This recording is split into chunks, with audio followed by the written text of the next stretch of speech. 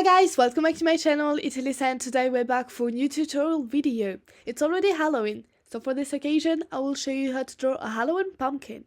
But before we begin, make sure to subscribe and hit the bell so you don't miss any of my future video. And with that, let's get started!